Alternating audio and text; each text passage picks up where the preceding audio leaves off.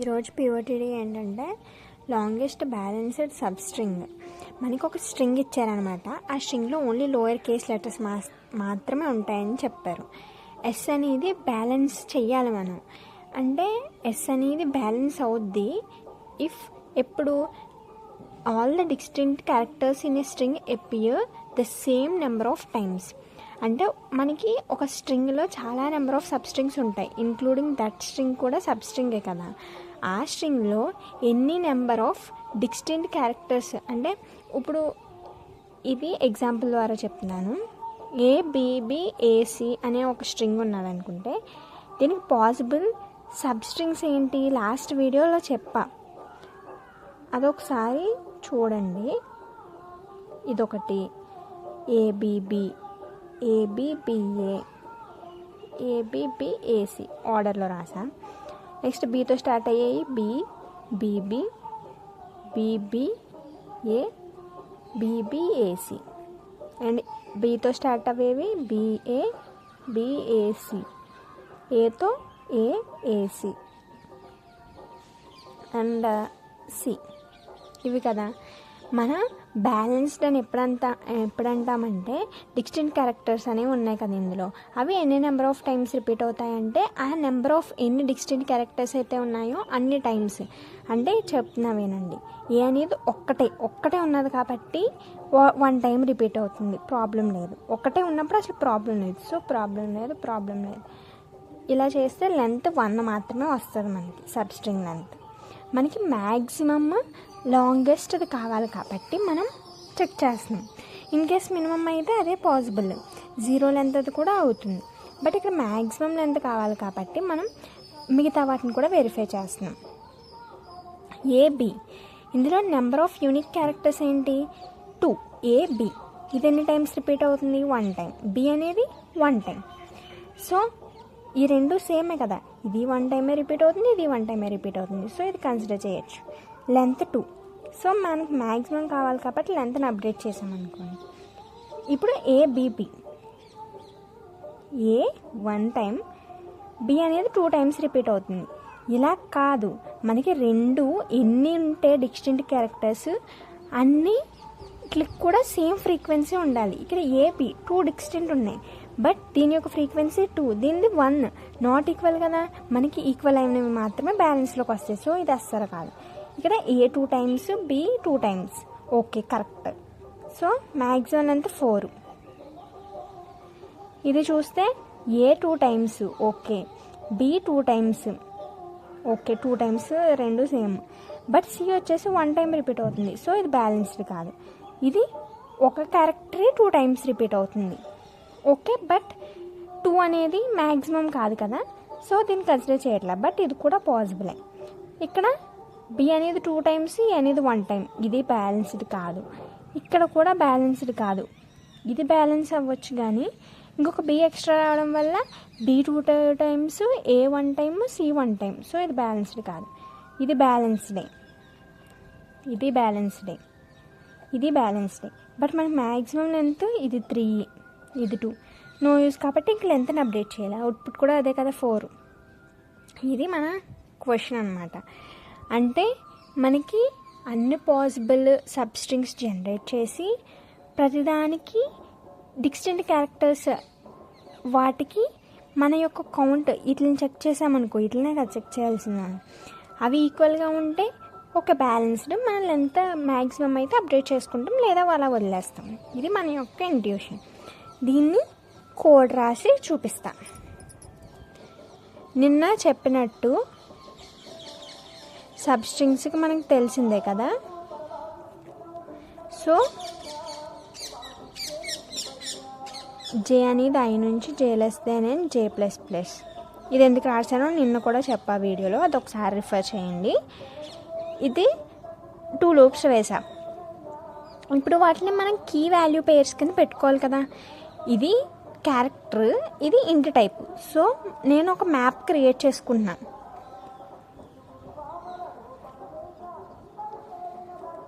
క్యార్ ఇంట్ హెచ్. ఇప్పుడు every time నేను దీంట్లో పెట్టుకుంటున్నాను ఏంటి, ప్రతిదానికి ఫ్రీక్వెన్సీని ఇంక్రీజ్ చేయాలి కదా. హెచ్ ఆఫ్ స్ట్రింగ్ అనేది ఎస్ అనుకుంటే యాడ్ చేసా, అప్పుడు ఏ అనేది 1 అయింది. దీని మీనింగ్ ఇది. కీ ఎస్ ఆఫ్ ఐ అనేది కీ, ప్లస్ ప్లస్ అంటే S of H equal to H of S of J plus 1 కదా. ఇందులోకి ఇది యాడ్ అవుతుంది. ఎస్ ఆఫ్ జే అనేది కీ, హెచ్ ఆఫ్ అంటే హ్యాష్ మ్యాప్, అందులో వాల్యూ ఏంటి అంటే ప్లస్ ప్లస్, ఒక్కొక్కసారి ఇంక్రిమెంట్ అవుతుంది. అలా ఇక్కడ 2 అవుతుంది. దాని యొక్క ఫ్రీక్వెన్సీ అనమాట. ఇప్పుడు మనం కంపేర్ చేయాల్సింది ఏంటి, ప్రతి సబ్స్ట్రింగ్కి మనం ఇది కంపేర్ చేయాలి. సో ఇక్కడ మనం బ్యాలెన్స్డ్ అనేది ఇనీషియలైజ్ టు 0కి ఇనీషియలైజ్ చేసుకున్నాం అనుకోండి. ఇక్కడ మనం చెక్ చేద్దాం, ఇవన్నీ సేమ్గా ఉండాలి కదా. ఇది ఒకదాన్ని స్టోర్ చేయడానికి కోసం వాల్యూ అనేది ఒకటి పెట్టుకున్నాం, -1 పెట్టుకున్నాం. మనం ఇప్పుడు ఆ హ్యాష్ మ్యాప్ ద్వారా ట్రావెల్ చేస్తూ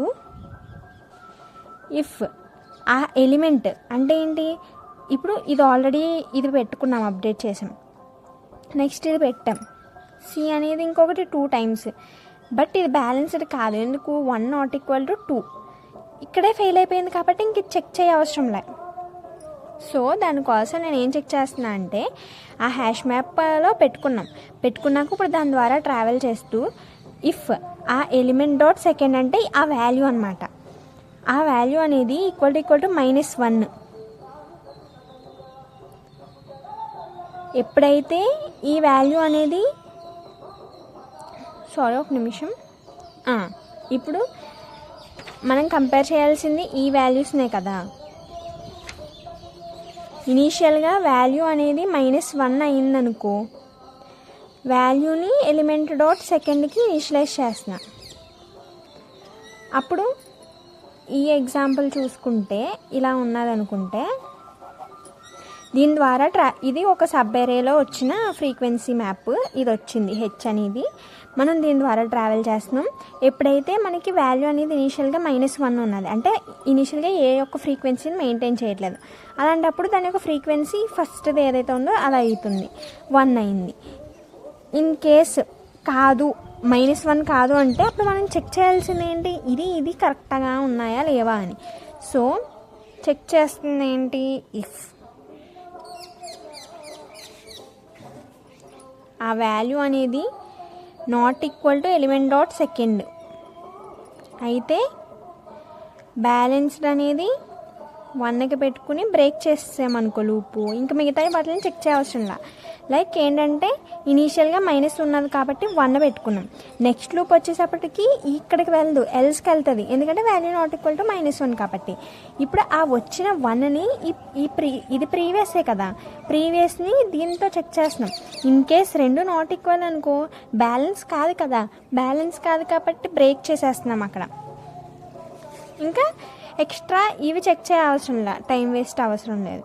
సో ఇప్పుడు ఇక్కడ ఇఫ్ బ్యాలెన్స్ అయిందే అనుకో, మనం ఏంటి బ్రేక్ చేస్తే ముందు చేస్తున్నాం, అంటే బ్యాలెన్స్ కాకముందు చేస్తున్నాం. సో నాట్ బ్యాలెన్స్ అయినప్పుడు మనకి బ్రేక్ ఎక్కడా లేదు, అంటే బ్యాలెన్స్ అయినప్పుడు మనకి ఏ ప్రాబ్లం లేదు కాబట్టి బ్యాలెన్స్ 1 అయ్యే ఛాన్స్ లేదు. సో నాట్ బ్యాలెన్స్, దీన్నే ఆర్ బ్యాలెన్స్ ఈక్వల్ టు 0 అయినప్పుడు మనం ఏం చేయాలి, మ్యాక్సిమంని అప్డేట్ చేయాలి, లెంత్ని. Maximum of maxi j - i+1 ఆ సబ్ అరే యొక్క లెంత్. మ్యాక్సిమంని ఇనీషియల్గా -∞ పెట్టుకున్నాం, ఇది లాస్ట్లో మ్యాక్సిమంని రిటర్న్ చేస్తాం. ఇది యొక్క మన ప్రోగ్రాము. ఇందులో టైం కాంప్లెక్సిటీ ఏంటి, ఇక్కడ every time order of n, ఇక్కడ ఆర్డర్ ఆఫ్ n, ఇక్కడ మనకి లోయర్ కేస్ లెటర్స్ అని మెన్షన్ చేశారు కాబట్టి 26 times at max, 26 times distinct characters ఇవి 26 మాత్రమే ఉంటాయి కాబట్టి ఎట్ మ్యాక్స్ 26, అంటే దీని ఆర్డర్ ఆఫ్ 1 కాన్స్టెంట్ కాబట్టి. So order of n² into order of 1 time complexity space complexity order of 1. Okay, order of n square అంటే దీని ఆర్డర్ ఆఫ్ n. ఇది మ్యాక్సిమం ఎలిమెంట్స్ మనకి లోయర్ కేస్ అనేవి 26 కాబట్టి కాన్స్టెంట్. సో అందుకే ఇక్కడ ఆర్డర్ ఆఫ్ 1 అని రాసాం. దీనివల్ల టైం కాంప్లెక్సిటీ, స్పేస్ కాంప్లెక్సిటీ చెప్పాను. టిఎల్ఈ అయితే రాదు, బికాస్ మనకి ఇచ్చింది 1000 ఇచ్చినట్టున్నారు. సో 1000 అంటే 10 క్యూబ్ స్క్వేర్ అంటే 10 పవర్ 6 అప్రాక్సిమేట్గా లెస్ దాన్ 10 పవర్ 8 కాబట్టి ఎంత చేసినా సో టిఎల్ఈ రాదు. బట్ ఎప్పుడైతే మనం ఇలా బ్రేక్ చేయకుండా ఇంకొక వెక్టార్ని తీసుకుని అందులో ఈ వాల్యూస్ని పెట్టుకుని వీటిని కంపేర్ చేసుకుంటే కన్ఫర్మ్ టిఎల్ఈ వస్తుంది. ఎందుకంటే ఎవ్రీ సబ్-అరేకి మళ్ళీ కొత్తగా ఒక వెక్టార్ అనేది క్రియేట్ చేసి అందులో వాల్యూస్ పెట్టుకుని వాటిని కంపేర్ చేసుకోవడం అనేది చాలా టైం పెరిగిపోతుంది. అండ్ స్పేస్ కూడా ఆస్తమాట్లు క్లీన్ చేసుకోవడం మళ్ళీ ఇన్సర్ట్ చేసుకోవడం వల్ల టిఎల్ఈ వస్తుంది.